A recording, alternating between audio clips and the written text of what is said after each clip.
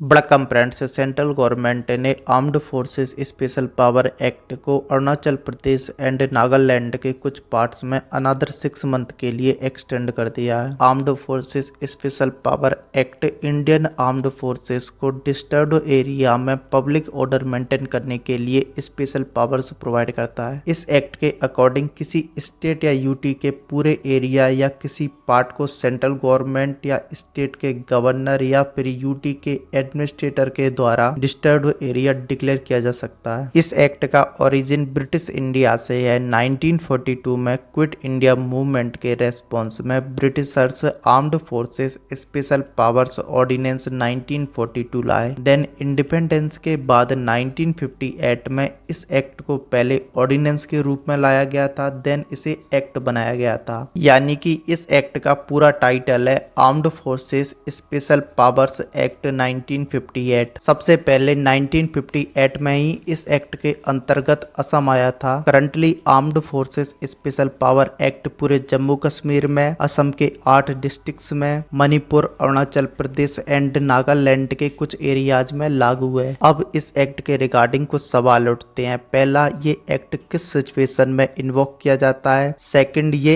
Act Indian armed forces को क्या क्या स्पेशल पावर्स प्रोवाइड करता है। तीसरा, इस एक्ट के रिगार्डिंग कंट्रोवर्सीज क्या क्या हैं। चौथा, इस एक्ट को लेकर supreme court and other committees के क्या पॉइंट ऑफ व्यू हैं। Let's discuss all these things in detail. Armed forces special power act 1958 का सेक्शन 3 बोलता है कि किसी स्टेट या यूटी के पूरे एरिया में या किसी पार्ट में ऐसी डिस्टर्ब्ड या डेंजरस कंडीशन डेवलप हो जाए कि आर्म्ड फोर्सेस का यूज करना नेसेसरी हो जाए तो इंडियन आर्म्ड फोर्सेस को स्पेशल पावर्स प्रोवाइड की जाती हैं। इस एक्ट का सेक्शन 4 आर्म्ड फोर्सेस को कुछ स्पेशल पावर प्रोवाइड करता है। ये पावर्स हैं कि आर्म्ड फोर्सेस किसी भी व्यक्ति पर ओपन फायर कर सकती हैं, किसी भी व्यक्ति को बिना वारंट के अरेस्ट कर सकती हैं, किसी भी जगह में बिना वारंट के एंटर कर सकती हैं एंड उसे सर्च कर सकती हैं, एंड अगर किसी जगह को हाइड किया जा रहा है या फिर उसे ट्रेनिंग कैंपस के रूप में यूज किया जा रहा है या फिर उसे अटैक करने के लिए यूज किया जा रहा है तो आर्म्ड फोर्सेस उसे डिस्ट्रॉय कर सकती हैं। इस एक्ट के सेक्शन 6 के अकॉर्डिंग आर्म्ड फोर्सेस जो डिस्टर्ब्ड एरिया में पब्लिक ऑर्डर मेंटेन करती हैं उन्हें कुछ इम्यूनिटी प्रोवाइड की जाती है। इन आर्म्ड फोर्सेस के अगेंस्ट सेंट्रल गवर्नमेंट की कंसेंट के बिना ना तो उनके अगेंस्ट कोई लीगल एक्शन लिया जा सकता है और ना ही उनको प्रोसिक्यूट किया जा सकता है। Indian armed forces special power act को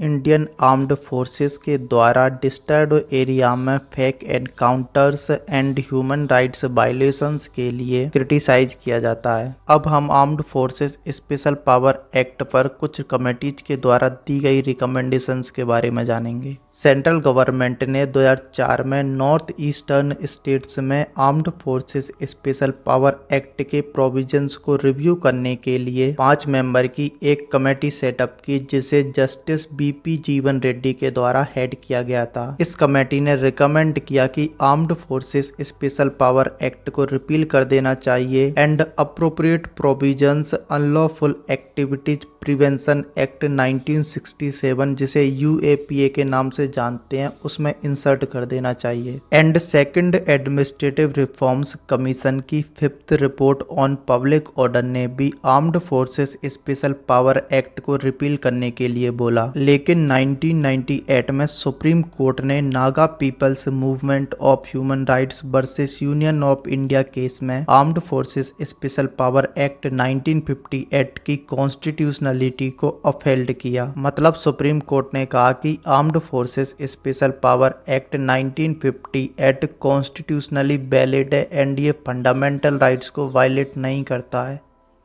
आई होप यू कि armed forces special power act 1958 के रिगार्डिंग एवरीथिंग क्रिस्टल क्लियर हो गया होगा।